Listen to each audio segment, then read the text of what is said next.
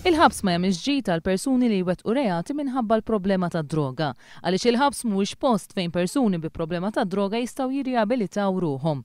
Dan intqal minn Jasmine Xkembri, direttur operattiv tal-Aġenzija Setqa, waqt il-programm Breakfast News. Ma nikxfu l-ebda sigrit tal-Istat li l-ħabs mhux qed jipprovdi riabilitazzjoni neċessarja għal dawn in-nies. Waqt Breakfast News kien diskuss ir-rapport Ewropew dwar l-użu ta' droga u l-alkoħol. F'dan ir-rapport kienu intervistati l fuq minn 3000 student tal-Form 5 f'pajjiżna.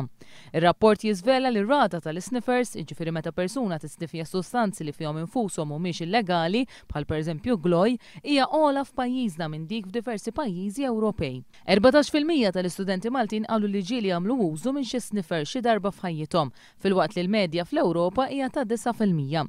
L-alkoħol jibqa' l-aktar sustanza li l-Maltin jużaw. Fil-fatt 86% tal-istudenti li pparteċipaw fl-istħarriġ qalu li xorbu l-alkoħol fl-aħħar sena u dan minkejja li l-liġi tipprojbixxi x-xorb alkoħoliku lin-nies li għandhom anqas minn 17-il sena.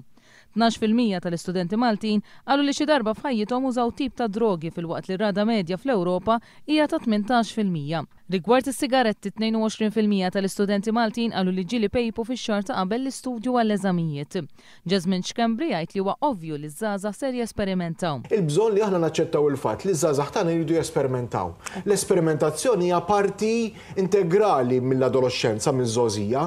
Issa l-ixxu mhux jekk jesperimentaw xi jew le, jekk jisperimentax b'tali mod li ħajweġġaw ħafna. Skont Xkembri u essenzjali li l-ġenituri u s-soċjetà ikunu biżżejjed b'saħħithom biex dawn l-esperimenti taż-żgħażagħ ma jsirux vizzju ta' kuljum.